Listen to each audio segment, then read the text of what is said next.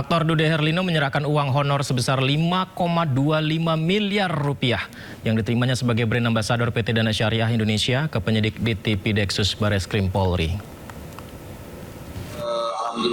Uang sebesar 5,25 miliar rupiah disita sebagai barang bukti dalam penyidikan kasus dugaan penipuan yang menjerat perusahaan Dana Syariah Indonesia, di mana uang tersebut merupakan uang yang digunakan sebagai honor brand ambasador Dude Herlino sejak tahun 2022 sampai 2025, pemirsa.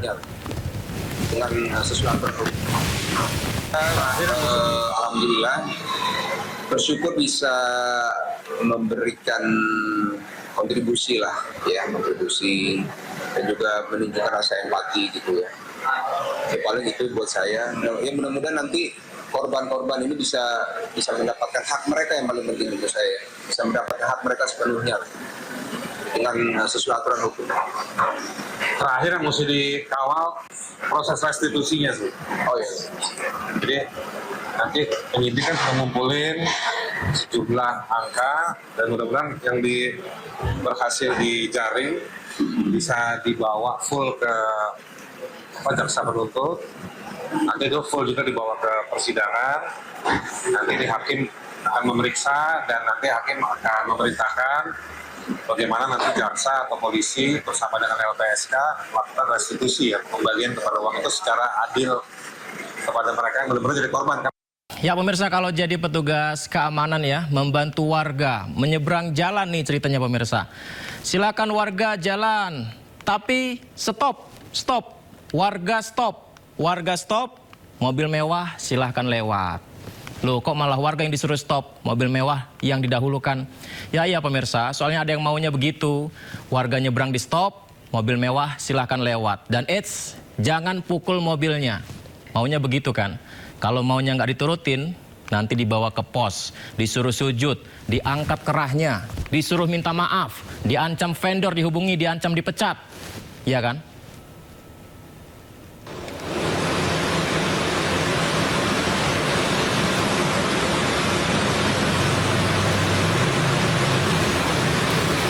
Ya, pemirsa, seperti inilah situasi yang terjadi dalam kamera CCTV terlihat.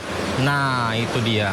Padahal ada penyeberang yang akan melintas, tapi mobil mewah hitam itu memaksakan melintas meskipun seorang satpam berniat menghentikannya. Tapi mobil Alphard hitam menerobos lampu penyeberangan, tidak terima, satpamnya malah ditegur. Sejumlah orang yang berada dalam mobil dengan plat nomor D1828XHQ tersebut memilih cekcok dan membawa satpam itu ke kantor polisi, pemirsa.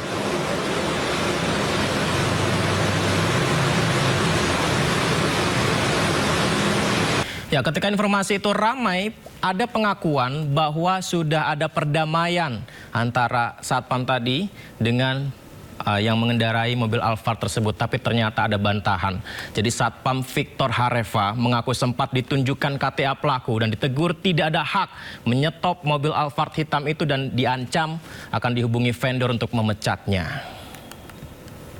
Bilang ini semua, bilang itu, saya juga aparat, emang kamu doang yang aparat. Sampai dia ngambil KTA-nya, tunjukin ke saya juga aparat.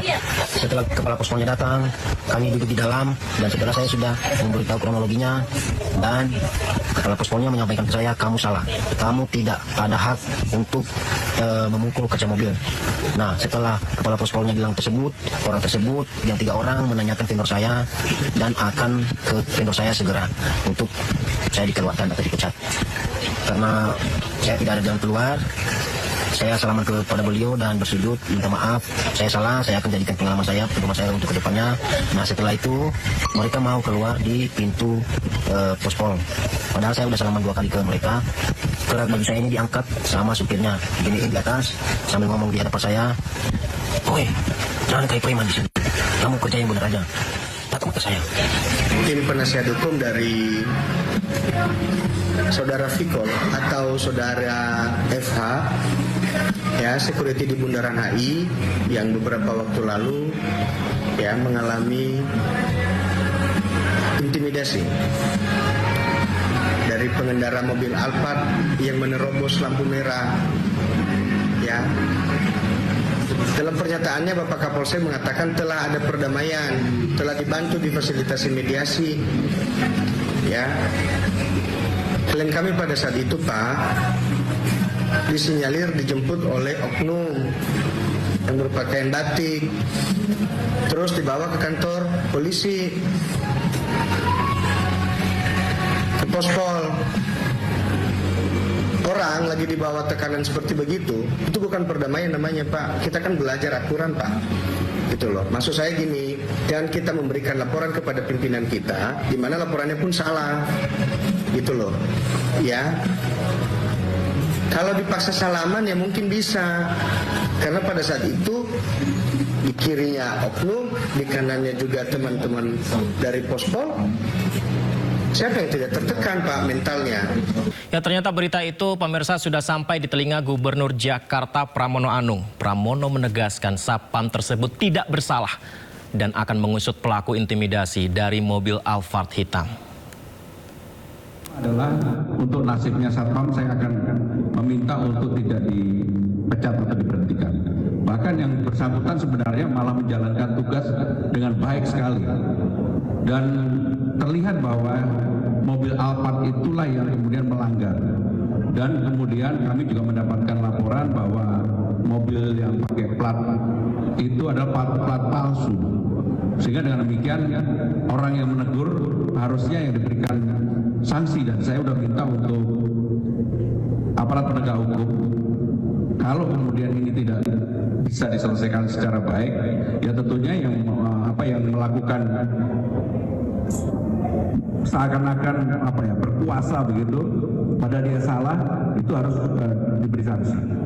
Jadi untuk satpamnya sekali lagi saya minta untuk tidak dipecat dan tetap dipekerjakan seperti biasa, karena satpam inilah yang menjalankan tugas dan semua orang melihat dari CCTV maupun CCTV yang lebih lengkap yang sebenarnya dimiliki oleh pemerintah DKI Jakarta. Ya, tidak ada tempat untuk arogansi di Republik ini, pemirsa. Kita beralih ke informasi lain. Viral di media sosial memperlihatkan seorang pelajar datang ke kantor cabang bank di Lubuk Pakam menggunakan troli pasien untuk mengurus administrasi program Indonesia Pintar.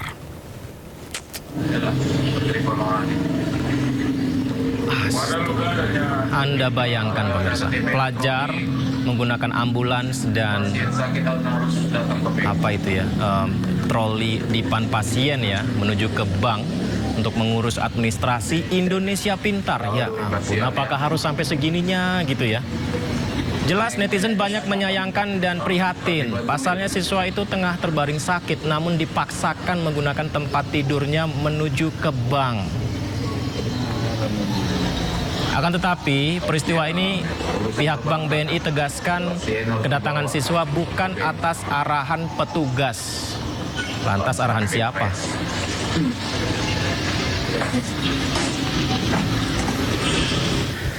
Lalu kita ke Bali berikutnya. Event lari di Bali viral setelah diduga memprioritaskan WNA. Kegiatan ini membuat netizen resah karena diskriminasi justru ditunjukkan WNI di negaranya sendiri.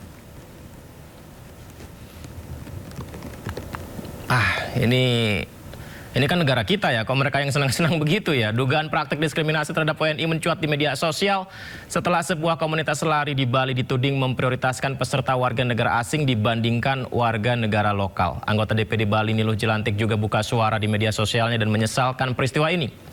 Pemirsa, tuduhan diskriminasi ini ramai diperbincangkan setelah sejumlah WNA, jadi ada warga negara asing juga yang angkat bicara dan merasa oknum turis asing di Bali ada yang meresahkan dan berbuat seenaknya.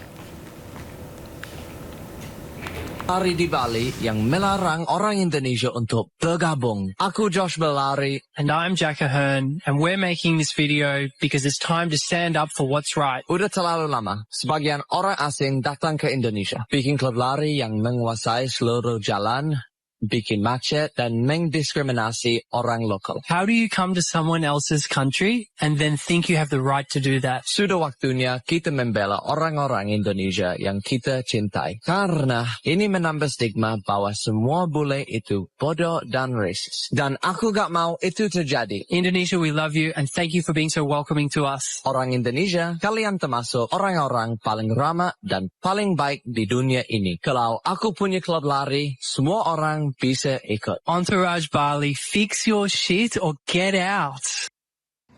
Senator Republik Indonesia, dengan ini kami meminta kepada pihak Imigrasi Bali dan juga Kepolisian Provinsi Bali, Polda Bali, agar dapat menindaklanjuti laporan kami terkait dengan dugaan diskriminasi oleh WNA-WNA dan juga kegiatan-kegiatan yang diduga tidak berizin. Video terlampir, dan kepada para WNA ataupun foreigners yang tidak menerima keanggotaan warga negara Indonesia, kalian melakukannya di Bali, kalian melakukannya di Indonesia. Ini adalah tanah air kami. So, we're gonna keep an eye on you, ya. Ditunggu ya.